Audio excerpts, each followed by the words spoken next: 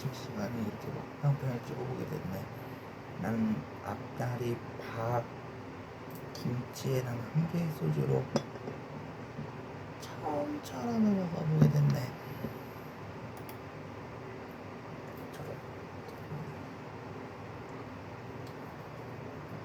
배고플 때 역시 이렇게 먹는 게 최고라니까.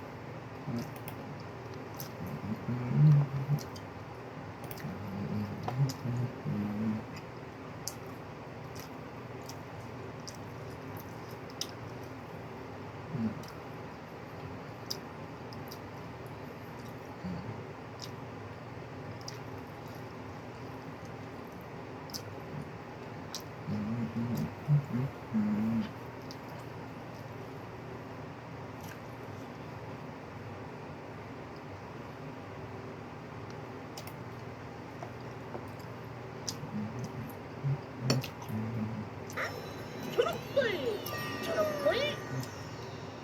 정말 고마워, 토니. 뭘?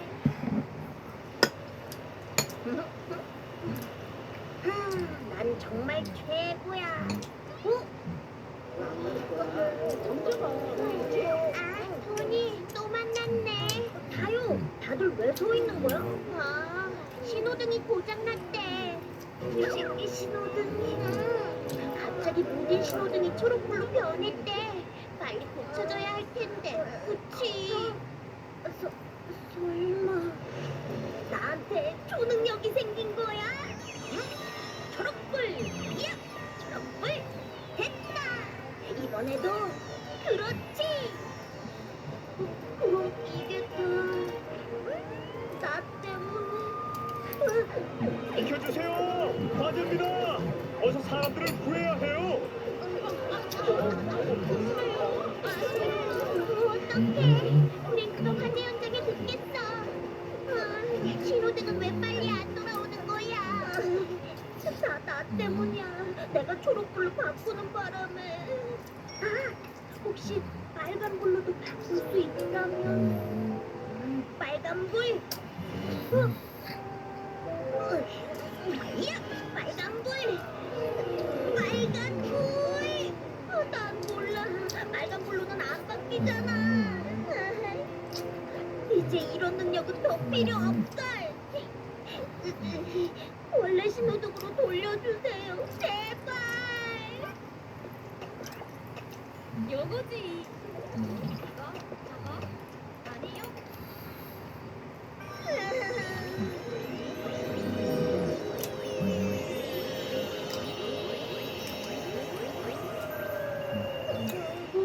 바뀌었다. 이제 바뀌었다. 신호등이 돌아왔어. 정말이잖아. 만세.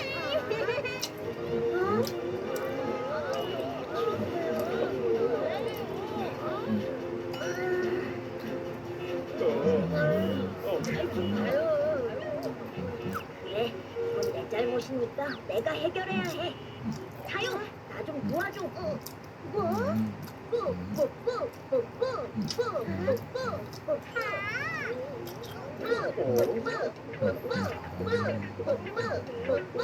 길이 막혀 빨리빨리 갈 수 없을 때 내 말 듣고 따라해요. 하나 둘 셋. 거기 가는 노란 택시 잠깐만 잡지. 빨간 차랑 파란 차는 조금만 더 전진. 길이 너무 막히는데 서두르지 마. 빨간 불에 멈추고 초록불에 출발해요.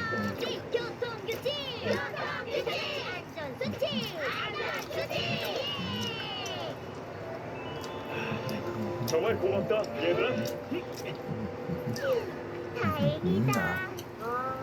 역시 토니는 대단해. 다 네가 도와준 덕분이야.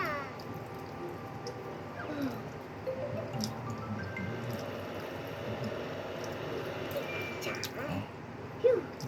빨간 신호등이 다시 돌아와서 정말 다행이야.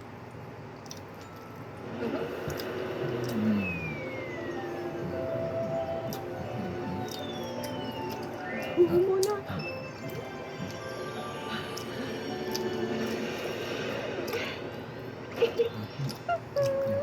내 모자가 여기 있었네.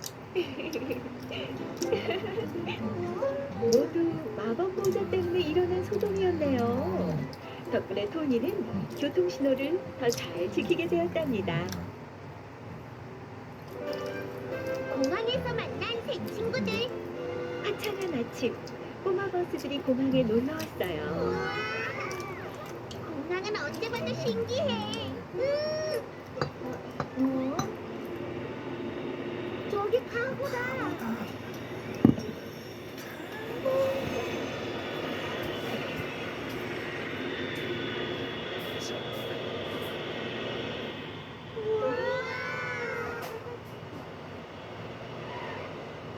착륙 완료. 정말 멋지다.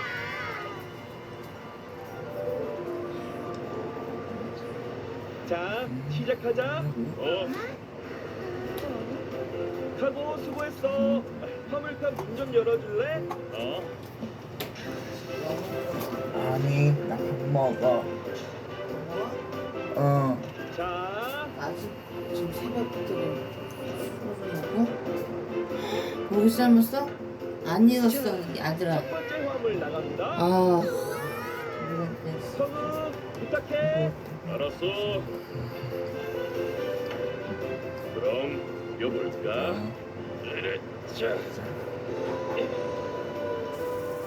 우와. 우리도 그만 가자.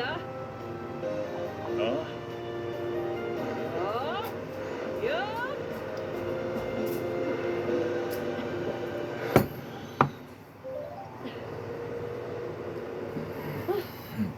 고마워 토잉. 뭘?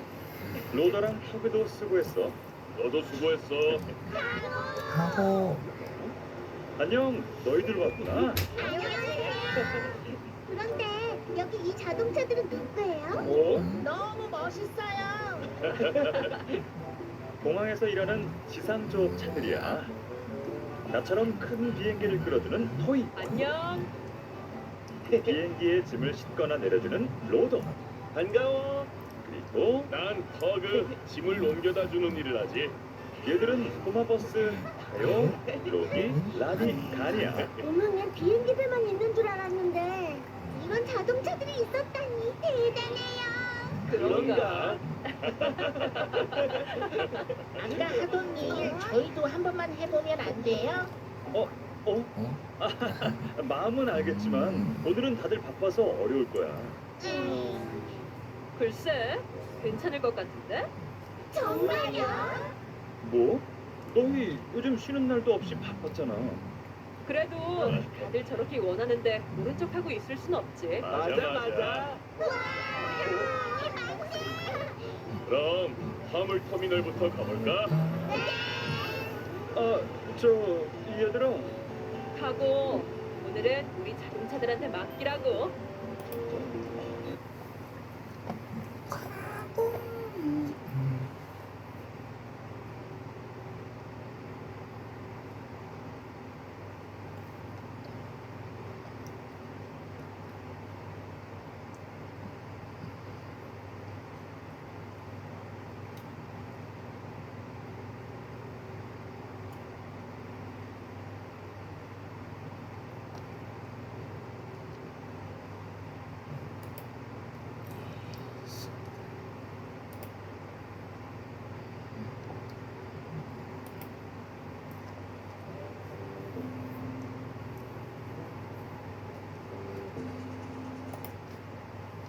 전자상거래 업체 티몬과 위메프에 입점한 업체들이 정산을 받지 못했다며 소비자들의 구매를 취소시키고 있는데요. 관광객뿐만 아니라 관광 성수기 대목을 기대했던 도내 여행업체들의 피해가 커지고 있습니다.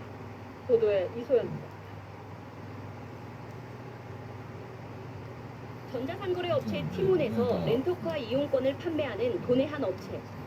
최근 티몬을 통한 상품 판매를 중단했습니다. 티몬의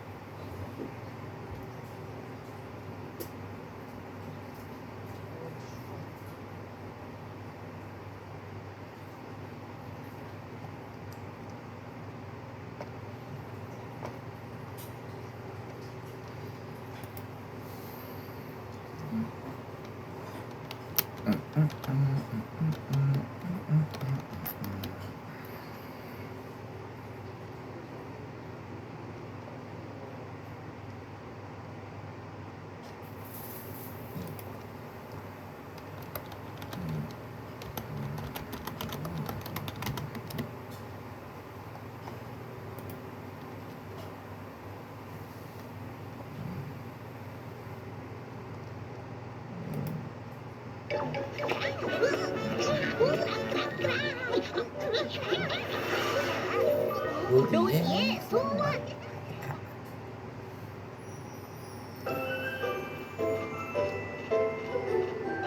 에디 나왔어. 내가 똑똑박사 에디다. 에디 네. 오해. 에디 뭐해? 아우, 왜 그래? 너무 아파.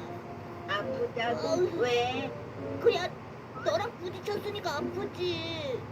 그런데 아픈 게 뭐야? 아픈 거? 이렇게 혹이 나는 거야. 아, 아픈 건 혹이 나는 거구나. 그런데 무슨 일이야? 도빈에 가기로 했잖아. 아, 맞다. 가자. 자,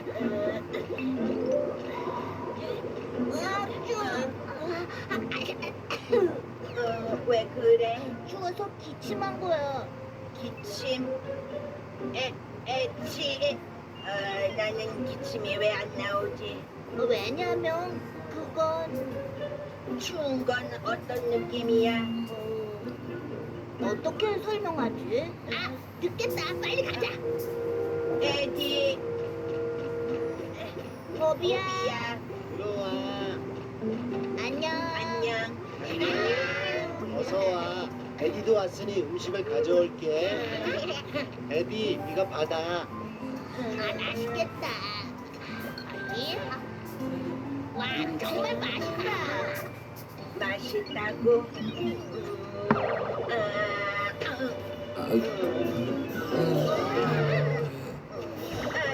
안 돼. 아, 시원해. 그럼 이건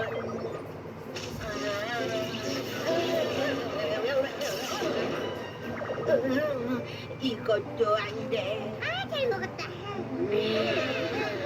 나도 먹어보고 싶다. 아, 점심도 다 먹었고 오랜만에 수영하러 갈까?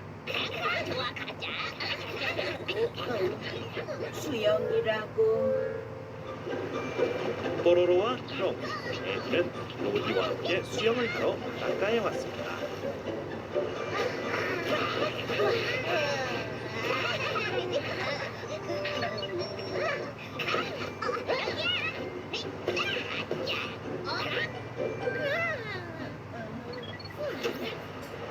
공이네. 로디, 응, 공 좀 던져줄래? 좋아, 간다. 야, 재밌겠다. 나도 친구들하고 수영하고 싶다. 야,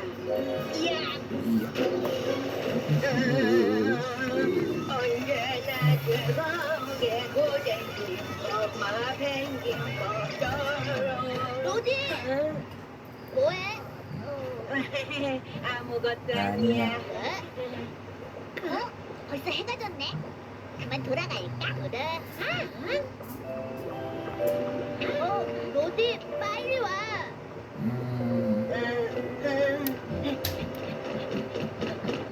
에디와 로디는 집으로 돌아왔습니다. 아 졸려. 졸려? 졸린 건 뭐야? 그거 잠을 자고 싶은 거야.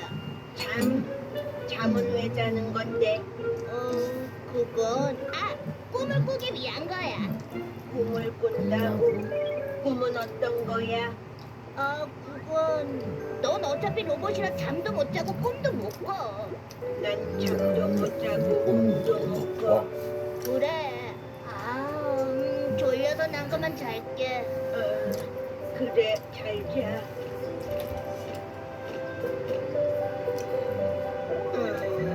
어떻게 했지?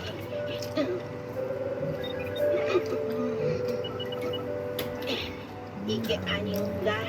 나는 왜 할 수 없는 게 많은 걸까? 나도 친구들처럼 되고 싶다.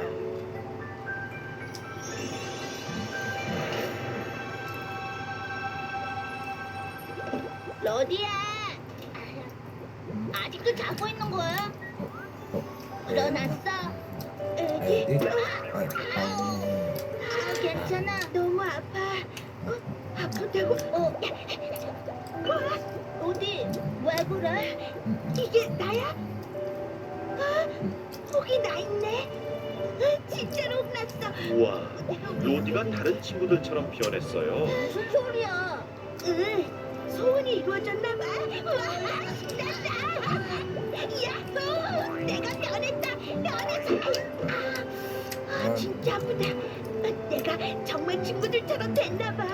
무슨 잠꼬대 같은 소리야? 넌 원래 그랬잖아. 잠꼬대? 혹시 내가 꿈을 꾸고 있는 건가?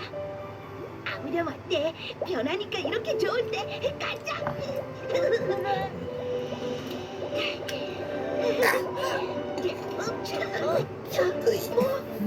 나 기침했다. 새삼스럽게 기침 가지고 왜 그래? 아무것도 아니야. 가자.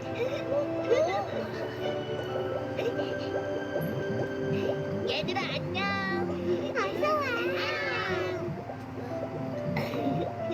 로디, 왜 거기 서 있어?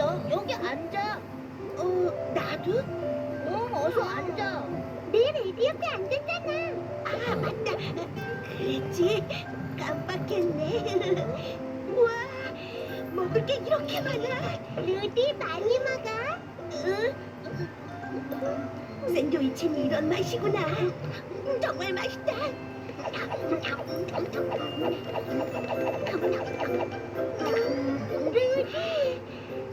그럼 이번엔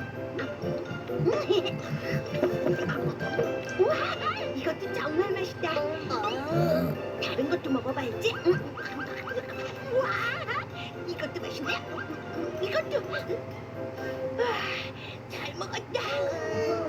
왜 저러지? 이런, 내가 다 먹어버렸네. 무지 맛있어서 그만. 괜찮아. 우리 이제 수영하러 갈까? 그럼 가자. 수영이라고? 안녕 나보냐? 이제 막 이야기를 만들어내려고 하고 있었어. 여기 웃긴 양의 큐브를 포로로와 크롬, 에디와 로디는 수영을 하러 함께 바닷가에 왔습니다. 에디, 로디, 빨리 들어와. 알았어. 로디 가자.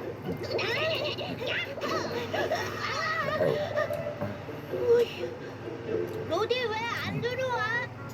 준비 운동 좀 하고. 하나, 둘. 이따 들어갈게. 얼른 들어와. 그럼 난 가보실까? 난 수영하면 안 되는데 큰일 날 뻔했다. 왜 이러지? 난 수영 못하는데 나도 안 한다. 왜 그래? 만능 튜브가 고장났어 말을. 어떡하지? 어떡해? 내가 구해줄게. 에디가 가라앉고 있어요. 에디!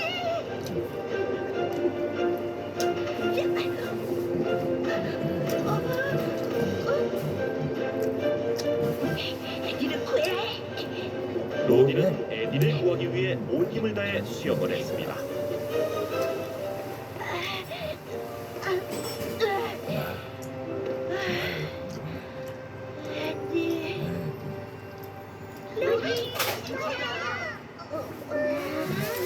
괜찮아, 로디? 에디는? 나 여기 있어, 로디. 에디 괜찮아? 구해줘서 고마워. 나는 에디가 큰일 나는 줄 알고. 울지 마, 로디. 이제 괜찮아. 눈물? 내가 눈물을 흘릴 수 있다니? 이제 돌아가자. 아이고.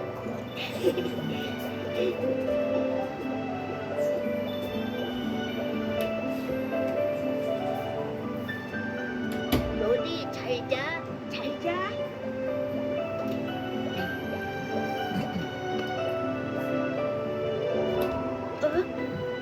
추워. 아, 이게 추운 거구나. 오늘 정말 즐거웠어. 진짜 행복한 날이야.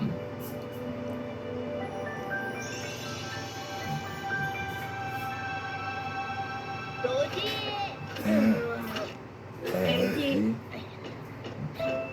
아, 다시 원래대로 돌아왔네. 안녕. 에디, 어제 물에 물에 빠졌었잖아. 몸은 어때? 괜찮아? 무슨 소리야? 난 계속 집에 있었는데. 그래. 네. 왜 그래? 아니야. 내가 꿈을 꾼 것 같아. 너는 로봇인데 어떻게 꿈을 꿔? 그러게 친구들이랑 만나기로 했지. 가자. 같이 가. 근데 정말 꿈을 꾼 거야? 글쎄. 로디는 꿈이든 아니든 상관없었어요. 로디. 로디의 소원은 이미 이루어졌으니까요.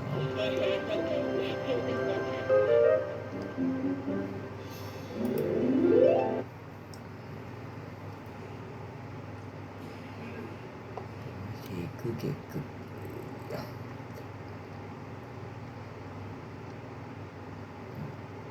에디의 구독자. 안녕, 난 뽀로로야. 구독 버튼을 눌러 뽀로로의 친구가 되어줘.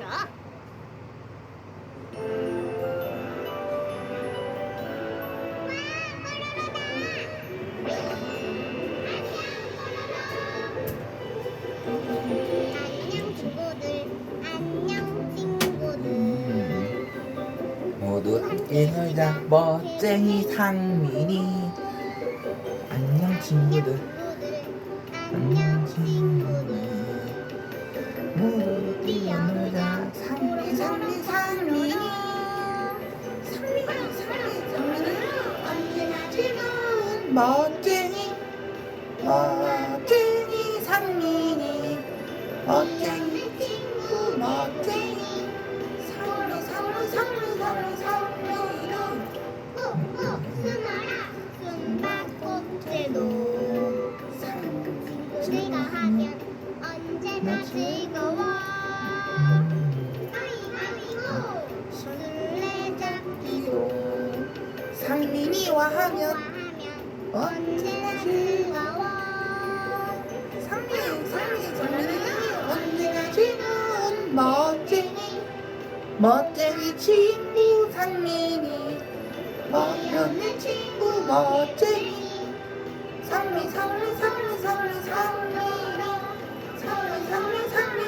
상민이.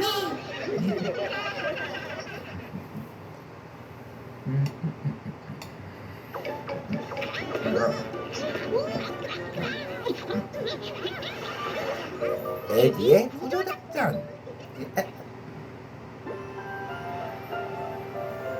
오늘은 에디가 우주선을 타는 날입니다. 우리도 한번 가볼까요? 그럼 다녀올게. 에디 정말 괜찮겠어? 좀 불안한데. 걱정 말라니까. 난 걱정 안 해. 잘 다녀와. 정말 괜찮겠지? 물론이지. 다녀오겠습니다.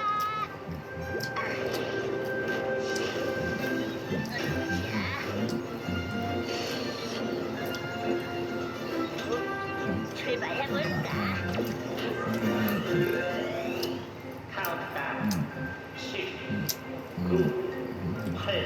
잘 다녀야 할 텐데. 자, 가자. 발사.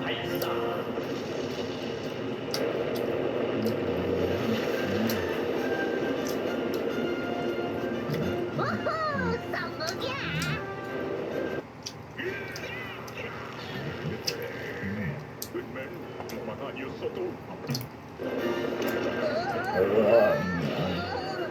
뭔가 좀 이상한데.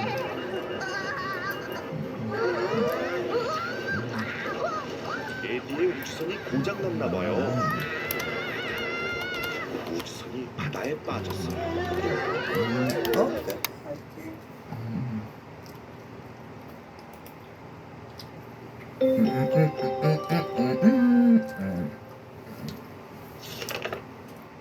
옛날 깊은 바다 용왕님이 이상한 병에 걸렸습니다. 이 이상한 병은 토끼의 간으로만 고칠 수 있다고 했습니다. 결국 용왕님은 용궁 신하중 자라를 육지에 보내 토끼를 잡아오도록 했어요. 자라가 토끼를 발견했고 용궁 세계는 예쁜 산호초와 온갖 보석이 있는 살기 좋은 곳이라고 했죠. 토끼는 자라를 따라 용궁으로 갔고 용궁 신하들은 토끼를 꽁꽁 묶고 간을 꺼내려 했습니다. 뒤늦게 사실을 한 토끼는 자신의 간은 꺼내서 몸 밖에 둘 수 있으며 개수나무 밑에 잘 보관해 두고 있다고 했습니다. 용왕님은 그 말에 속아 토끼를 육지로 보내주기로 했죠.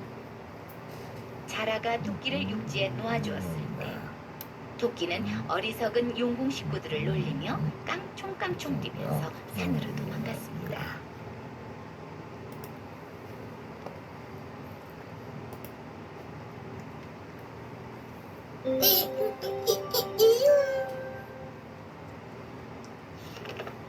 어느 날 어느 집에 네, 고양이 한 마리가 있었습니다. 고양이는 쥐만 보면 잡아먹으려고 했습니다. 그래서 쥐들은 무서워서 모두 쥐구멍 속으로 들어가 숨어버렸습니다. 고양이는 그만 곤란해졌습니다. 이거 무슨 방법을 써야겠고. 고양이는 곰곰이 생각해보았습니다. 그래. 죽은 채 하고 있자. 아주 좋은 생각이다. 고양이는 자신의 생각에 감탄을 했습니다. 죽은 채 하고 있으면 쥐는 바보니까 내가 정말로 죽은 줄 알고 밖으로 나올 거야. 고양이는 수염을 꼬면서 말했습니다. 쥐들이 내 옆을 지나가면 한 입에 꿀꺽 또 꿀꺽. 오, 그거 참 편해서 좋다. 그렇지만 생각대로 잘 될까요? 좋아, 그렇게 하면 틀림없이 잘 될 거야.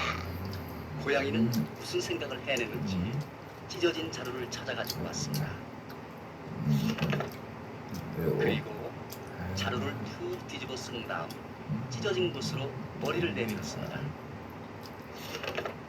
그리고 나서 고양이는 쥐구멍 근처로 갔습니다. 영자. 고양이는 벽에 박힌 못에 뒷발을 걸치고서 대롱대롱 매달렸습니다. 쥐들아, 나오너라. 나는 죽었다. 고양이는 눈을 감고 죽은 채 했습니다. 잠시 후에 쥐구멍에서 쥐들이 쪼르르 얼굴을 내밀었습니다. 얘들아, 잠깐만요.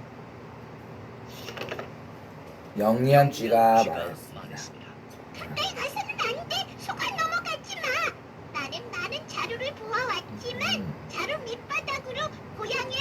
보이는 자루는 본 적이 없어. 고양이야, 언제까지고 그렇게 매달려 있어, 줘? 그래도 우리들은 절대로 속지 않아.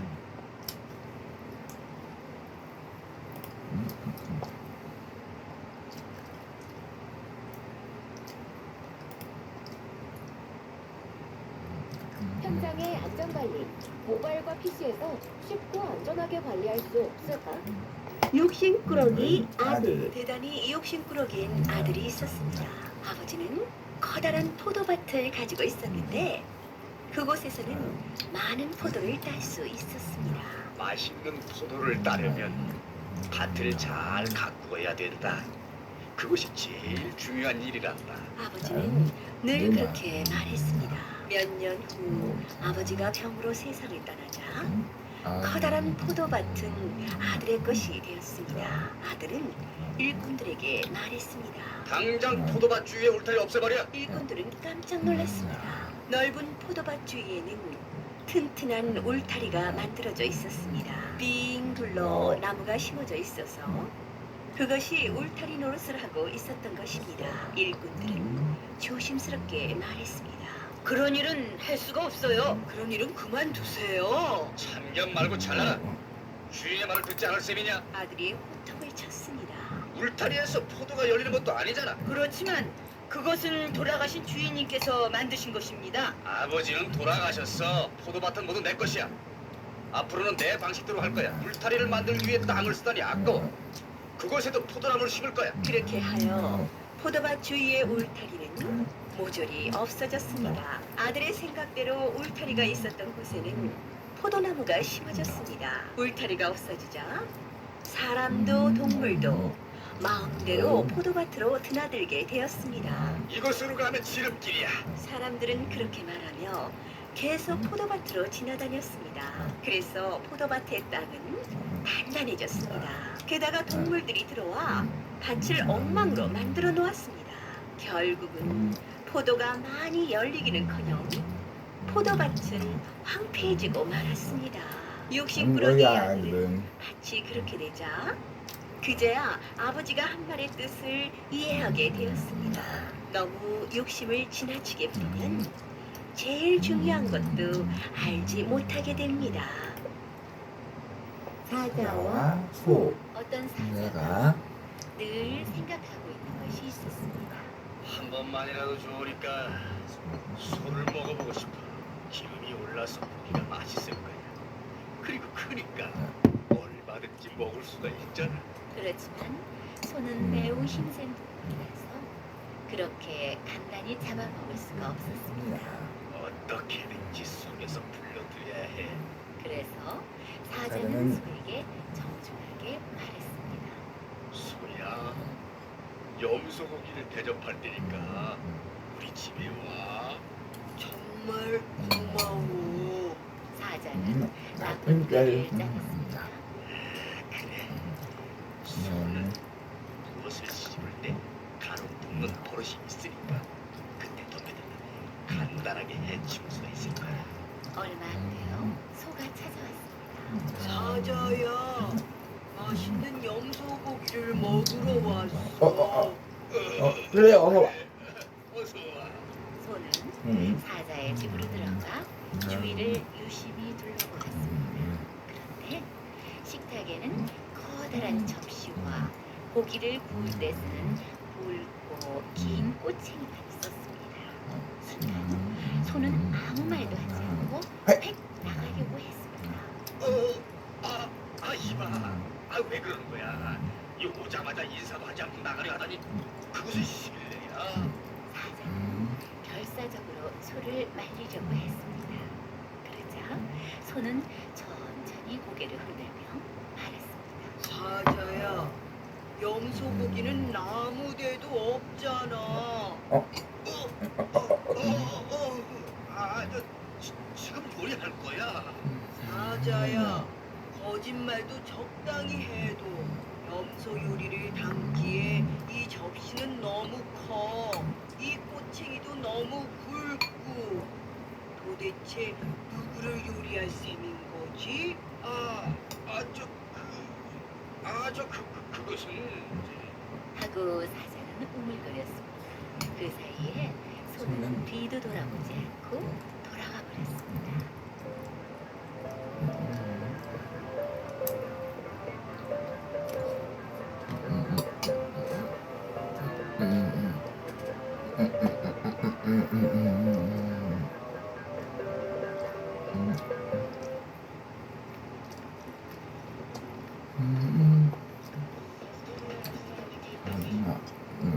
저는 누가 뭐더라도 이 집은 전생에 당했을 거라고 생각하고 있습니다. 낙타의 소원. 낙타가 길을 걸어가다가 소를 만났습니다. 소는 낙타의 머리를 빤히 쳐다보면서 말했습니다. 어때? 내 뿔 멋있지? 낙타는 뿔이 없었으므로 잠잠하고 있었습니다. 그러자 소가 다시 말했습니다. 뿔이 있으면 참 좋단다. 나쁜 녀석도 무서워서 가까이 오지 못해. 그리고 뿔이 있으면 머리 모양이 훨씬 근사해 보여. 나가는 그 그럴지도 모르겠다는 생각이 들었습니다. 그러자 소는 또다시 말했습니다. 난 뿔이 없는 녀석을 보면 불쌍한 생각이 들더군. 너도 그렇지. 너도 그렇지만 그리고 그건 종종 걸어가 버렸습니다. 낙타는 뿔을 가진 소가 너무나 부러웠습니다. 그래서 제우스 신에게 가서 부탁을 했습니다. 제우스 신이여, 부디 저에게 소처럼 뿔을 달아주세요. 그러자 제우스 신이 말했습니다. 무슨 뭐 소리를 이런 하는 거냐. 거냐? 너는 소보다 크고 훌륭한 몸집이 있지 않느냐? 그렇지만 뿔은 없습니다. 무슨 소리? 소는 사막을 오랫동안 걷지 못한다. 그러나 너는 사막을 얼마든지 걸을 수 있는 힘을 지니고 있지 않느냐? 그렇지만 뿔은 없습니다. 제우스 신은 잠시 아무 말 없이 낙타의 얼굴을 바라보았습니다. 그리고 나서 말했습니다. 나는 남의 것만을 부러워하는 녀석을 제일 싫어해. 그리고 화가 난 제우스 신은 낙타의 귀를 떼어내고 말했습니다. 지금도 낙타의 귀는 아주 작답니다.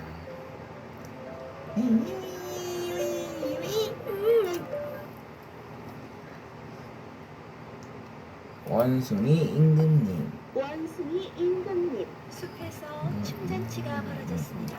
코끼리는 휘뚤휘뚤 콧춤, 짙은 살랑살랑 꼬리춤, 콧불소는 실룩셀룩 엉덩이춤, 달근 하다 날개춤을 추었습니다.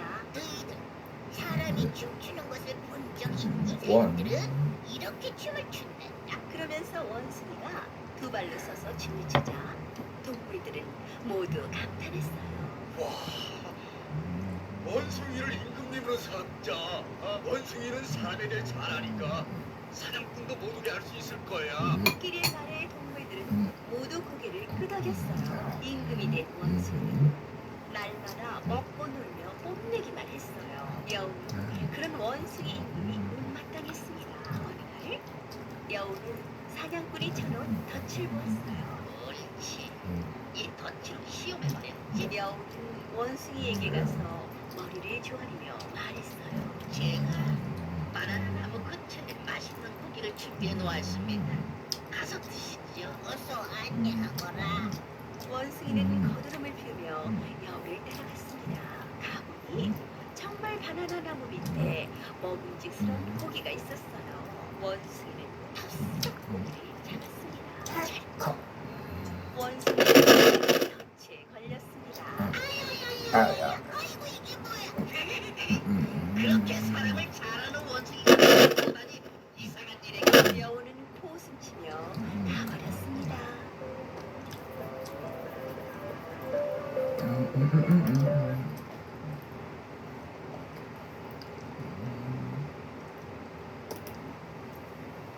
농부와 어리석은 사자. 배고픈 사자가 어슬렁어슬렁 마을로 내려왔습니다. 아주 좋은 냄새인걸. 어디서 나는 걸까? 냄새를 따라가 보니 아가씨가 지나가고 있었습니다. 사자는 잡아먹을 작정으로 살금살금 다가갔습니다. 그런데 예쁜 모습에 그만 반하고 말았어요. 사자는 아가씨의 뒤를 따라갔습니다. 아가씨는 아가씨는 농부의 딸이었습니다. 마을에서 제일 아름다운 처녀였죠. 나는 저 아가씨와 결혼해야겠어. 사자는 농부집 문을 똑똑 두드렸습니다. 누구시죠? 예, 저는 숲의 왕 사자입니다. 대개 따님을 사랑하게 되어 결혼을 허락받으러 왔습니다. 예? 예? 농부는 깜짝 놀랐죠. 그러나 섣불리 거절할 수는 없었어요. 사자의 날카로운 발톱과 이빨이 용서하지 않을 테니까요. 농부가 이러지도 못하고 저러지도 못하고 있을 때 영리한 딸이 다가와 소곤댔습니다. 오, 그래. 그렇게 하면 되겠구나. 농부의 얼굴이 활짝 개었습니다. 사자님, 저도 용감한 사자님을 이 사위로 맡고 싶답니다. 하지만 제 딸은 당신의 날카로운 이빨과 발톱을 무서워합니다. 날카로운 이빨과 발톱만 없다면 허락할 수 있겠는데요. 예쁜 농부의 딸에게 마음을 몽땅 빼앗긴 사자는 망설이지 않고 이빨과 발톱을 뽑았습니다. 이제 두려워할 거 없습니다. 저는 이빨도 없고 발톱도 없답니다. 그 소리를 듣자 농부는 몽둥이를 들고 달려나왔습니다. 예, 깨기놈아. 이빨 빠진 사자는 개와 다름없다는 거지.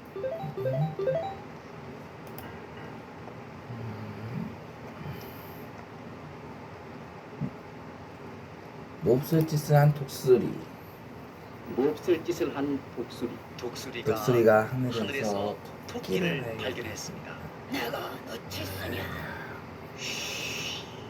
독수리는 바람을 가르며 내려왔습니다. 토끼는 손살같이 뛰었습니다. 그렇지만 바로 위에서 독수리가 바싹 쫓아오고 있어서 불까지 도망칠 틈이 없었습니다. 토끼는 단짝 친구인 딱정벌레가 나무 아래에 있는 것을 보았습니다. 토끼와 딱정벌레는 사이좋은 친구였습니다. 도와줘, 딱정벌레야. 독수리가 나를 쫓아오고 있어. 숨을 틈이 없어. 그래, 걱정하지 마. 내가 어떻게 해볼게. 딱정벌레는 고개를 끄덕거렸습니다. 나와 독수리는 가끔 같은 나무에서 쉬곤 했어. 이야기를 나눈 적도 있어. 내가 어떻게든 해볼 테니까 안심해. 그곳으로 독수리가 내려왔습니다. 딱정벌레는 비틀비틀 걸어서 독수리 앞으로 갔습니다. 독수리야, 부탁이야. 토끼를 살려줘잉. 나의 단짝 친구야. 마음이 참 고운 친구야. 딱정벌레는 열심히 부탁을 했습니다. 그러나 그렇지만 독수리는 독수리는 큰 눈알을 번뜩이면서 하고 코웃음을 쳤습니다. 조그만 벌레인지 건방진 소리 하지 마. 방해가 되니까 저리 비켜. 하더니 독수리는 딱정벌레 앞에서 토끼를 잡아먹었습니다. 딱정벌레의 눈에서는 눈물이 쉴 새 없이 흘러내렸습니다. 한참 후에 딱정벌레는 눈물을 닦으면서 말했습니다. 좋아. 친구의 원수를 꼭 달끔할게. 그리고 나서 얼마 후에 독수리들이 알을 낳는 계절이 왔습니다. 그러자 딱정벌레는 다른 딱정벌레 친구들과 나무 사이를 날아다녔습니다. 독수리의 둥우리를 찾아내기 위해서입니다. 그리고 딱정벌레들은 독수리의 알을 찾아내어 모두 나무 밑으로 떨어뜨렸습니다. 이래서 딱정벌레가 있는 동안은 알을 낳을 수가 없겠어. 독수리는 그 후로 딱정벌레가 있는 여름에는 알을 낳을 수 없게 되었답니다.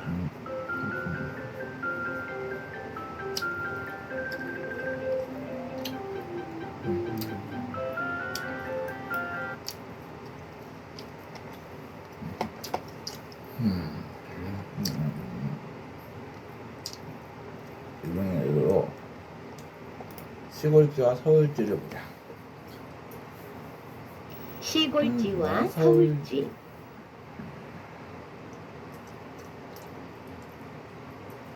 오래전에 서울로 이사를 간 쥐가 고향 친구를 찾아왔습니다. 아이고, 야 반갑다.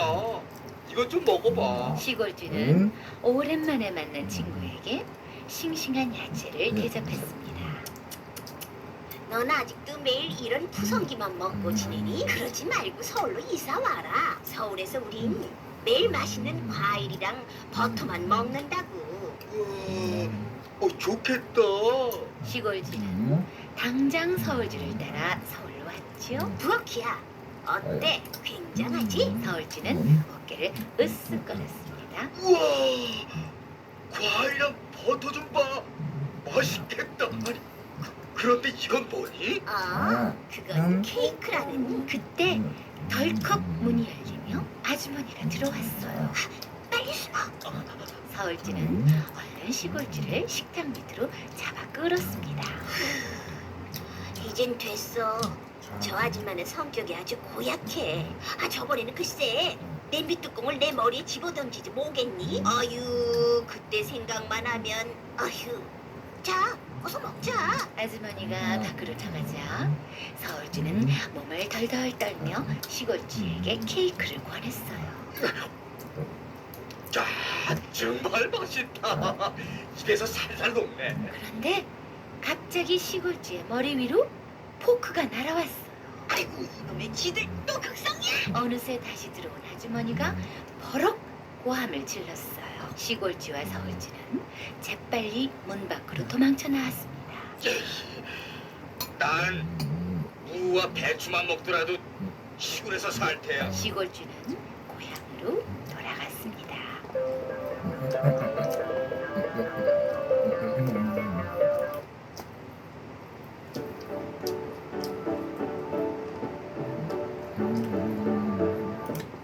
예의 바른 여우. 곰의 집에는 꿀이 언제나 가득했어요. 꿀을 이만큼 모았으니 올 겨울도 걱정 없겠다. 곰은 여름 내 맛있는 꿀을 열심히 모았어요. 어느 날 호랑이와 여우가 내기를 했어요. 호랑이님, 우리 둘 중에서 누가 곰의 꿀을 얻어먹나 시합할까요? 좋아. 내가 곰보다 힘이 세니 꿀을 얻는 거라면 자신 있지. 호랑이는 곰의 집으로 달려갔어요. 야, 비련한 곰아. 산중의 왕 호랑이님이 오셨다. 빨리 문을 열고 꿀을 나에게 바치거라. 호랑이는 곰의 집 문 앞에서 호령을 했어요. 아니, 꿀을 얻으러 온 주제에 나를 놀려? 호랑이 너 빨리 가지 못해? 곰으로 소리쳤어요. 아니, 호랑이를 몰라보다니. 이런 곰아, 호랑이가 왔다니까. 호랑인지 고양인지 가지 않으면 꿀벌들을 불러 혼내줄 때다. 호랑이는 여우에게 달려왔어요. 아유, 곰에게 꿀벌이 있는 줄 생각도 못했어. 호랑이님, 제가 가보겠습니다요. 여우는 곰의 집으로 달려갔어요. 저 인자하신 곰 아저씨, 제가 꿀이 조금 필요하오니 주시면 감사하겠습니다. 항상 예의 바른 여우보다 마음껏 가져가려무나. 곰은 예절 바른 여우에게만 꿀을 듬뿍 주었어요.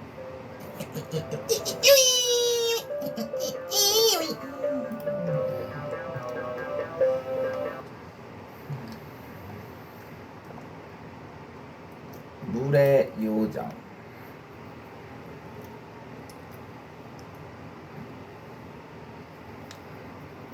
물의 요정. 옛날에 수영을 좋아하는 아름다운 소년이 있었습니다. 소년은 틈만 나면 강에 나가서 수영을 하곤 했습니다.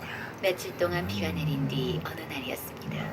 소년이 강가에 나가보니 부쩍 물이 많아진 강물이 콸콸 소리내어 흐르고 있었습니다. 그러나 워낙 물을 좋아했던 소년은 위험하다는 생각은 하지 못했습니다. 게다가 비 때문에 며칠 동안 수영을 하지 못한 소년은 마음이 급했습니다. 소년은 옷을 훌훌 벗어던지고 물속으로 뛰어들었습니다. 그러나 잠시 후 소년의 몸은 급류에 휘말리고 말았습니다. 살려주세요! 살려주세요! 소년은 물속에서 허우적거리며 있는 힘을 다해 소리쳤습니다. 그러나 근처에는 지나가는 사람조차 없었습니다.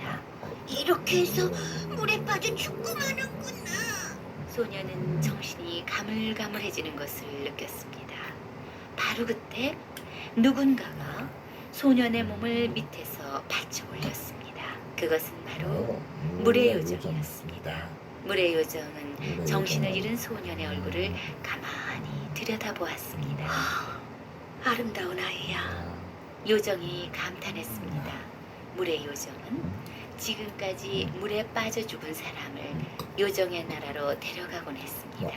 그러나 소년이 너무나 예뻤으므로 도저히 물에 빠뜨려 죽게 할 수가 없었습니다. 요정은 소년을 산채로 자기 나라에 데려가기로 했습니다. 얼마나 시간이 흘렀을까? 소년은 갑자기 눈을 번쩍 떴습니다. 여기가 어디지? 소녀는 주위를 두리번거렸습니다. 그곳은 온통 아름다운 수정으로 장식된 방이었습니다. 침대도 커튼도 모두 수정으로 되어 있었습니다. 수정 테이블 위에는 수정으로 만든 갖가지 장난감이 놓여 있었습니다. 장난감을 이것저것 만져보던 소녀는 문득 집 생각이 났습니다. 소녀는 훌쩍훌쩍 울기 시작했습니다. 그러자 물의 요정이 놀라서 물었습니다. 얘야, 왜 우니? 이렇게 멋진 장난감이 마음에 들지 않니? 그게 아니에요. 저는 집에 돌아가고 싶어요. 물의 요정은 안타까웠지만 소년을 도와줄 수가 없었습니다. 소년은 한없이 울다가 지쳐서 잠들고 말았습니다.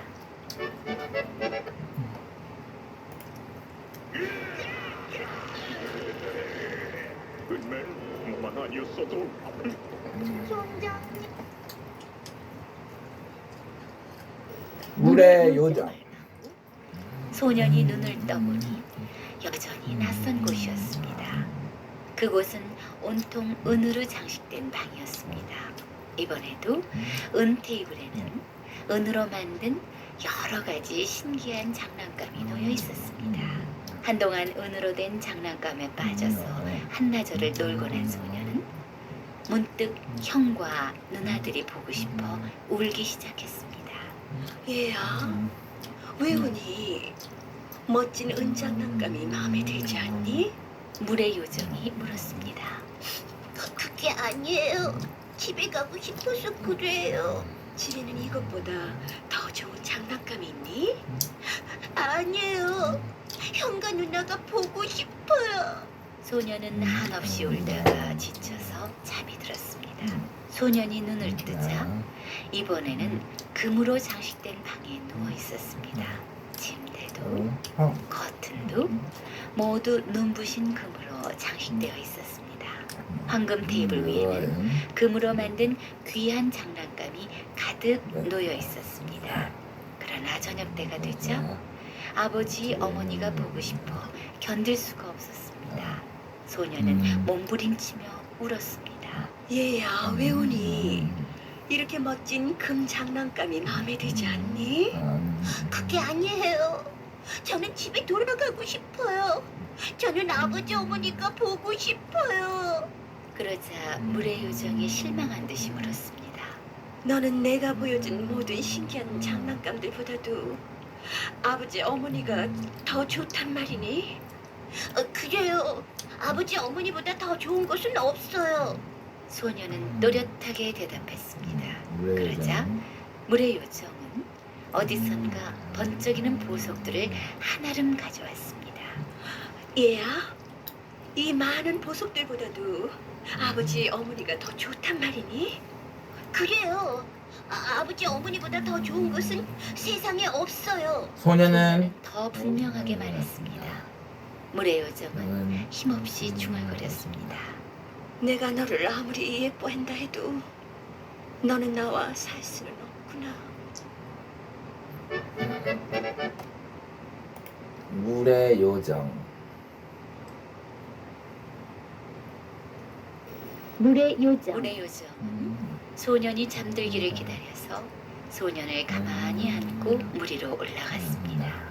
그리고 강가에다 가만히 뉘어놓았습니다. 강가에는 소년이 벗어놓은 옷이 그대로 놓여 있었습니다. 얘야, 이건 내가 주는 선물이란다. 물의 요정은 그 옷의 주머니에 금과 은과 보석을 가득 넣어주었습니다. 얼마 후 소녀는 잠에서 깨어났습니다. 어? 이게 어떻게 된 거지?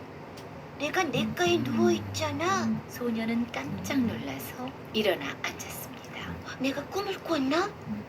물에 빠졌던 일이며 수정과 금과 은 그리고 그 많은 보석들을 본 곳이 너무나 생생한데. 소녀는 자기가 살아있다는 것이 너무나 기뻐서 벌떡 일어나 옷을 입었습니다. 그런데 문득 주머니가 무겁다는 느낌이 들었습니다. 이것은? 주머니에 손을 넣어본 소녀는 금, 은, 보석이 가득 들어있는 것을 보고 소스라치게 놀랐습니다. 꿈이 아니었구나. 소녀는 큰 소리로 가족들을 부르면서 집으로 달려갔습니다. 아버지! 어머니! 누나! 형! 바위 뒤에서 소년의 모습을 가만히 지켜보고 있던 물의 요정은 쓸쓸하게 중얼거렸습니다. 난 세상에서 제일 아름다운 보물은 내가 사는 성 안에 있다고 생각했었어. 그런데 저 아이의 집에는 더 아름답고 더 소중한 보물이 있구나. 물의 요정은 부러운 눈길로 오래오래 그 아이의 뒷모습을 바라보고 있었습니다. 세상에서 가장 소중한 보물은 바로 가족이구나. 그것을 깨달은 물의 요정은 문득 외로움을 느꼈습니다. 물의 요정은 요정의 나라로 돌아온 후에도 외로움을 참지 못하고 사흘 동안이나 눈물을 흘렸습니다. 물의 요정이 너무 많이 울었기 때문에 강물이 엄청나게 불어났다고 합니다.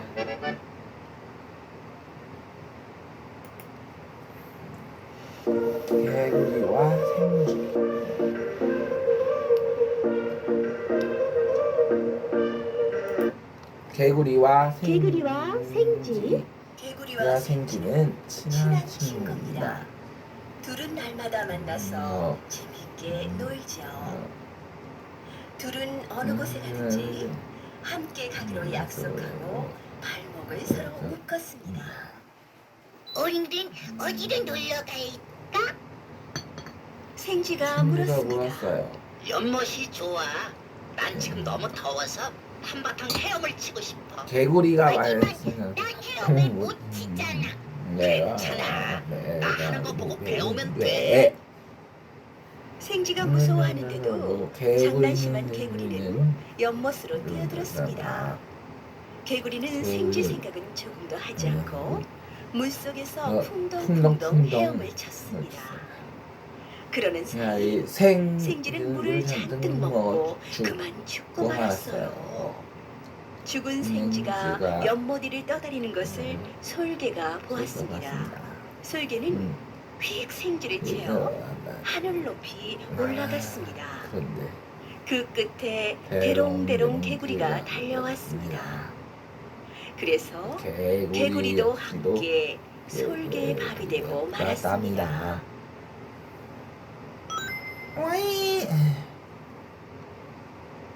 겁쟁이 사자. 겁쟁이 사자. 숫자 부르는 소리를. 사자는 커다란 몸을 웅크리며 덜덜덜 떨었습니다. 저는 꼭 사자는 속이 상했어요. 숲속의 모든 동물에게 호령하는 사자지만 언제나 부끄러워하고 다구는 소리가 들으면 겁이 나거든요. 부끄러워. 이 얼굴 들고 다닐 수가 있다고. 이제 겁쟁이 토끼 녀석까지 날 놀리잖아. 사자는 너무나 창피했습니다. 무슨 수가 없을까? 사자는 사자가 골똘히 생각에 잠겨 있을 때 코끼리가 다가왔습니다. 코끼리는 널쩍한 길을 펄럭펄럭하며 걸어왔습니다. 이봐 코끼리야. 어째서 쉬지 않고 귀를 펄럭이니? 모기를 쫓으려고 그래. 모기란 놈이 귀 속에 들어가면 난 꼼짝 못하거든. 코끼리의 말을 들은 사자는 기운이 냈습니다. 그래. 기죽을 필요 없어. 저렇게 덩치 큰 코끼리도 죄구만 모기에게 쫄쫄매잖아. 모기보다는 닭이 훨씬 더 크니까 코끼리보다는 내가 훌륭하지 뭐.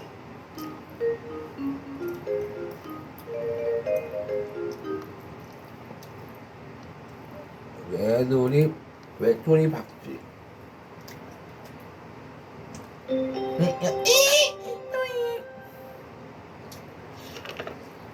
옛날 새들과 들짐승들이 싸움을 벌였습니다.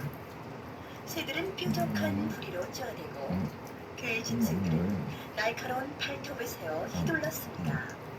하루는 새들이 이기는가 하면 이튿날은 들짐승들이 이겼습니다. 또 어느 날은 새들이 많이 다치고 다음 날은 들짐승들이 다쳐 날마다 시끄러웠습니다. 하지만 박쥐는 그때까지 어느 편도 아니었죠. 박쥐는 새를 이기는 날은 새 편을 들고 싶었어요.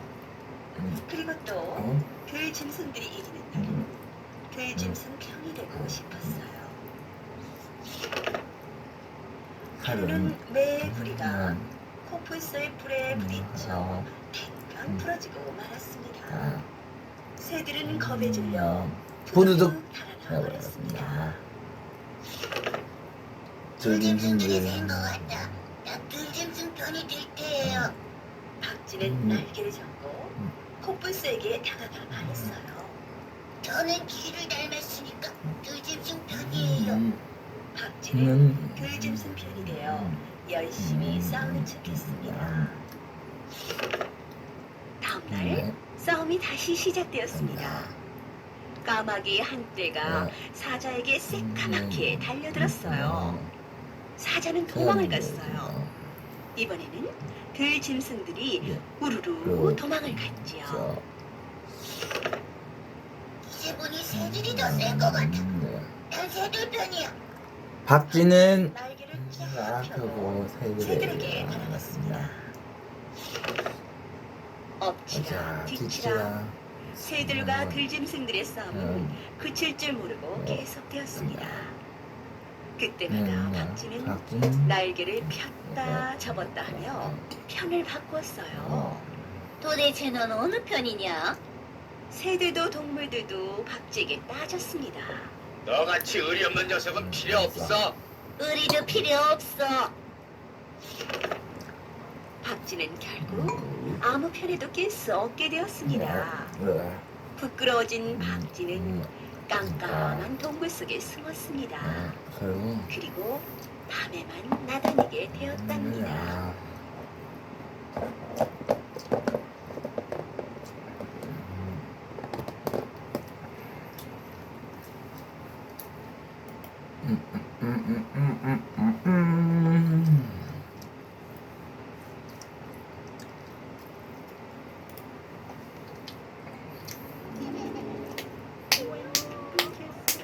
저는 엄마입니다.